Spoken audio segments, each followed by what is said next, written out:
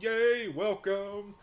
Let's see. I like that kind of letterbox format I've got going on there. Somehow or the other, the it got squished down a little bit more, but I think it gives it more of a sophisticated feeling.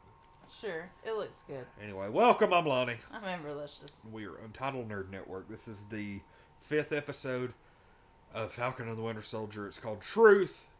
This is the next to last episode of the series. Oh my god, I can't believe it's almost done. And we do have to say, if you're just joining us, spoilers. Spoilers. I feel like I just need to leave it big like that. Just where people aren't confused. But anyway, we got the spoiler warning really big up there, and we are doing this one live. Yay. Roughly about 36 hours have passed since the episode dropped on Disney Plus. Early Friday morning.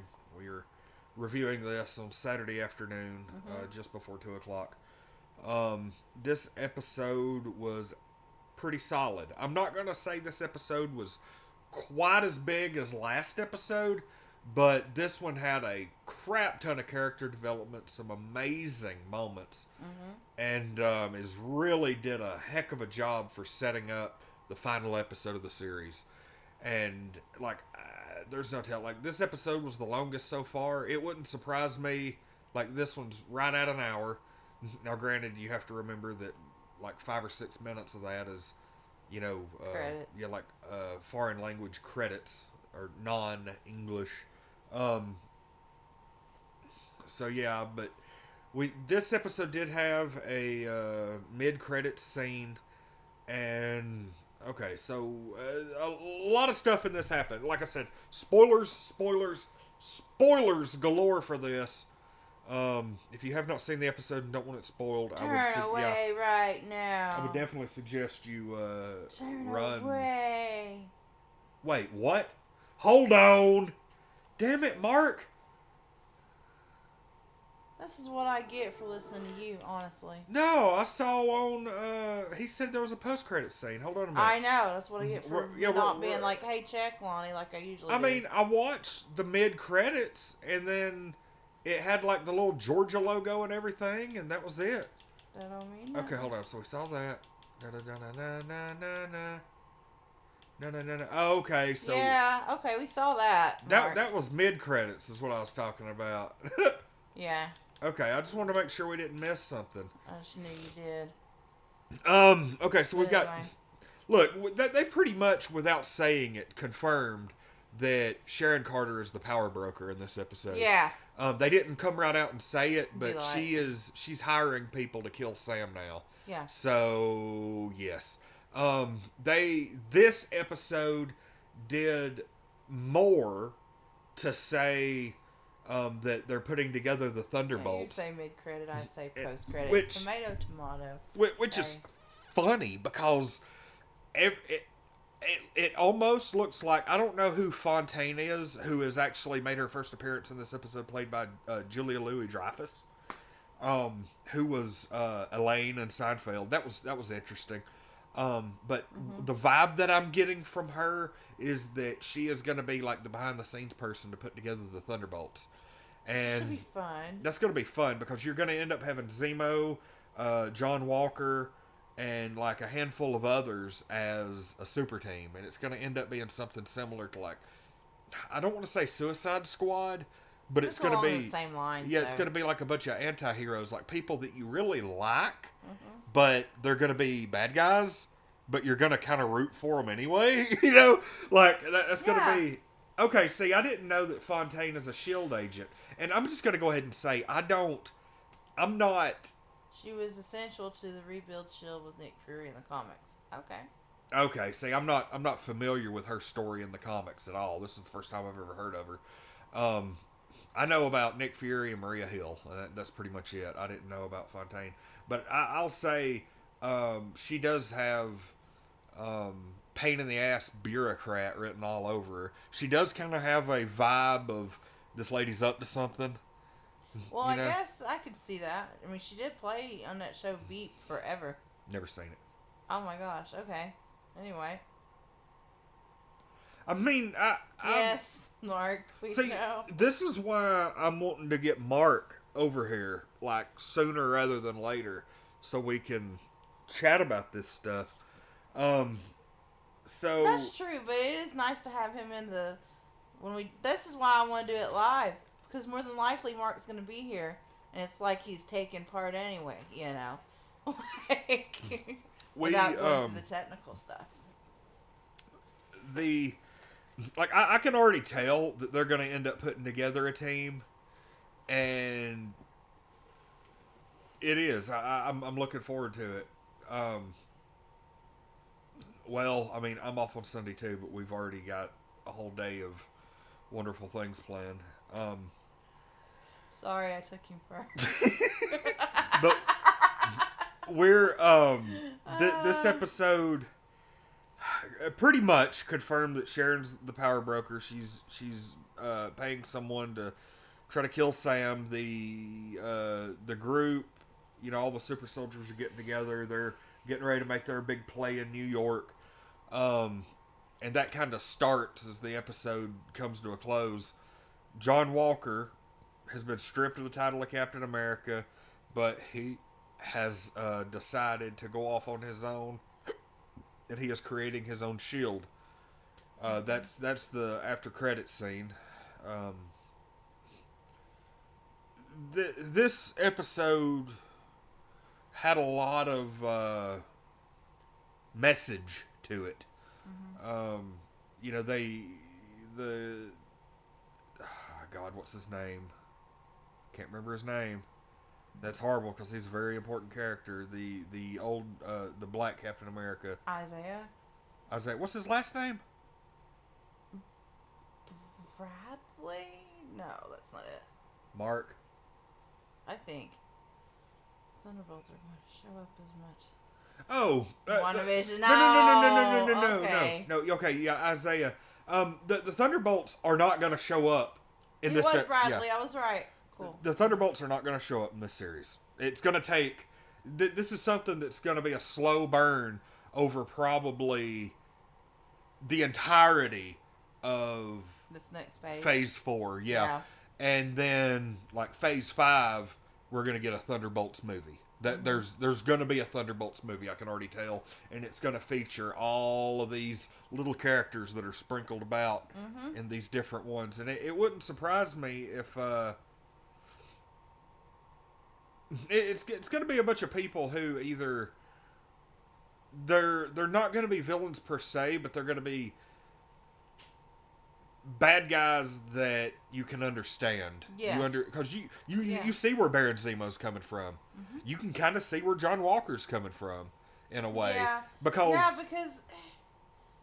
well, it's like I told you, you know, he's already been through so much. And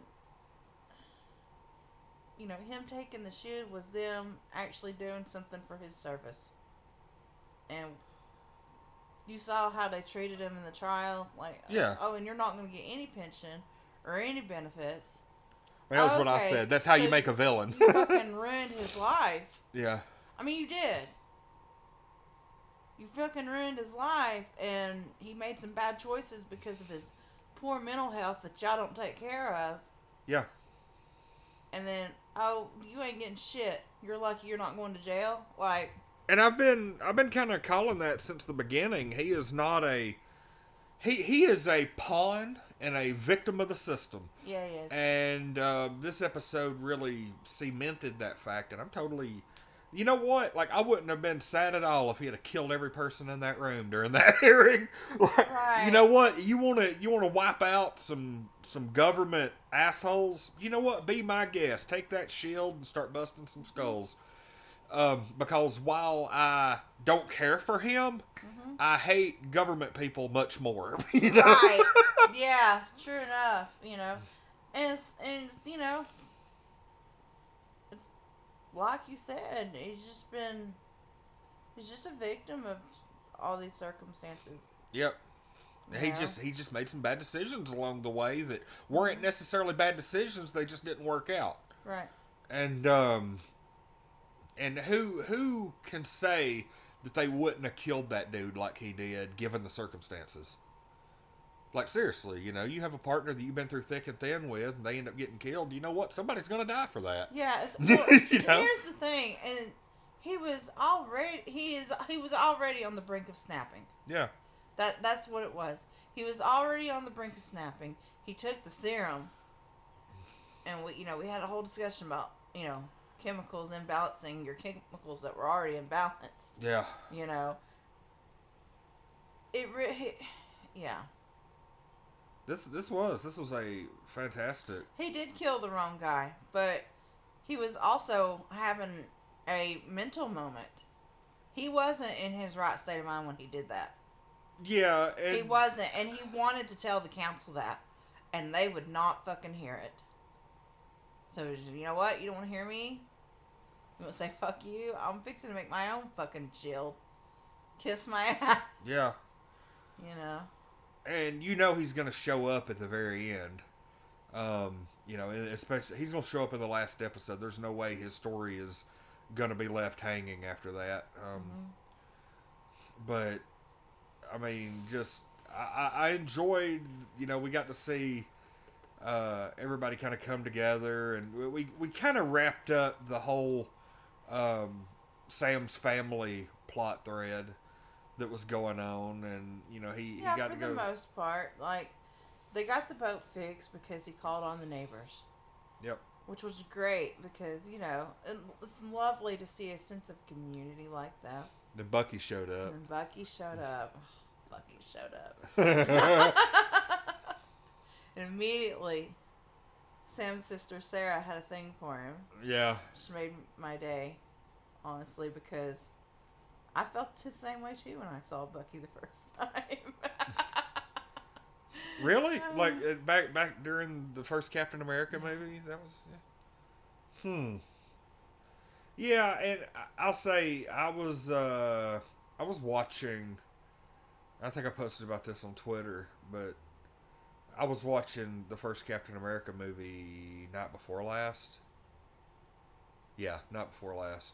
Mm-hmm. I only watched like the first half of it, but seeing them together and like seeing Bucky and Steve together back before Steve became Captain America, and he became Winter Soldier. Seeing him run around with him and protecting Steve and all that. That was interesting to see how like the tables really turned.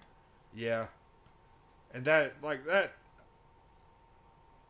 I know people mention it, and this is a little bit off topic, but the scene, I don't care how many times I see it, the scene where they're like really trying to decide if they're going to give Steve the chance or not, and Tommy Lee Jones's character throws that dummy grenade out and Steve jumps on it.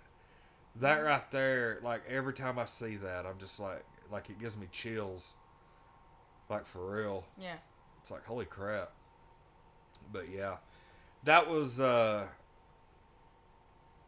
like there's never going to be another like Steve Rogers, and even like I mean nobody is going to measure up to it. Bucky's not, Sam's not, but Sam I think is the best choice going forward, because Bucky doesn't want it, and like we've mentioned a couple of times before, he's got too much going on. Right. He has too much to make amends for, that kind of thing, and Sam called him out on it. He said, "You're not amending, you're avenging." Yeah. Like you need to actually do something for these people to have closure. And I'm sure you got somebody on your list. Of course, we think of that old man he was hanging out with. That's exactly what's going to happen. Or you think we'll see that close up in the last episode? I actually think that the next episode's probably going to start with that. Okay.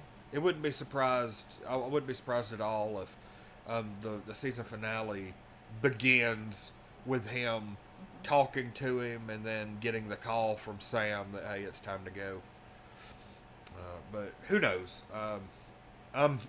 There was a lot of stuff set up in this episode. I don't think they're gonna find out this next episode that Sharon is behind anything. I think she's gonna be a behind the scenes player that nobody's really gonna figure out until later. Yeah. I love the idea that they're making her into a villain though, because that is fantastic. And here's the thing, like, that's why I was going on about Fontaine, is because if there's anything that you've learned is just because somebody's S.H.I.E.L.D., that don't mean shit. Because S.H.I.E.L.D. has been infiltrated once, and I'll go ahead and say it can be infiltrated again. Like, do not trust S.H.I.E.L.D. You've got a core group of people who are trustworthy and cool, but even Sharon turned, and I'm not trusting anybody with that logo besides Nick Fury, Maria Hill, and hell, a handful of Skrulls at this point. Because as far as I know, the Agents of S.H.I.E.L.D. group, I don't think they're in this timeline. Everything may be brought all together in the end, but all the time travel shenanigans that happened in the final season of S.H.I.E.L.D., I think they're in a completely different chapter of the multiverse right now. So I don't think we're going to see any of the characters from S.H.I.E.L.D. until all of the craziness, the multiverse of madness, is fixed. So anything else on this episode? I mean, this was... I don't think so. I think we covered everything. There was some solid stuff in this episode. It was really freaking good. Carly's number 2 is starting to question her judgment.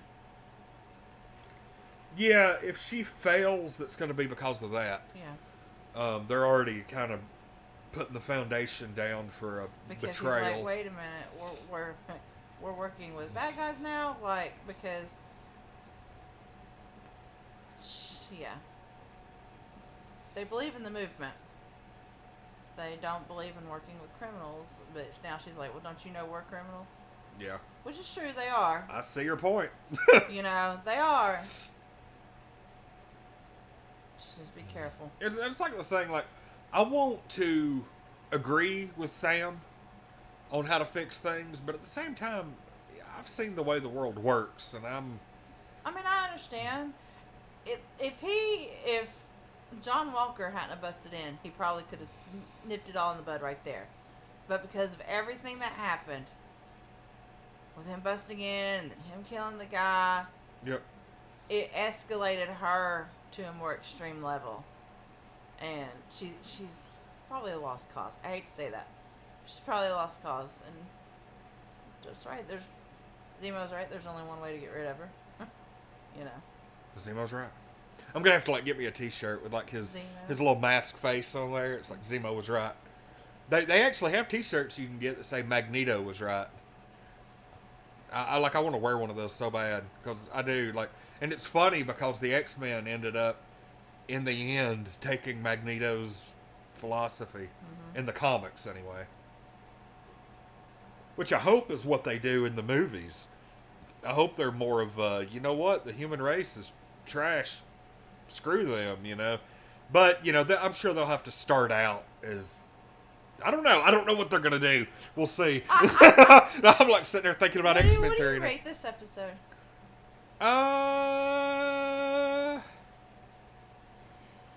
Ooh.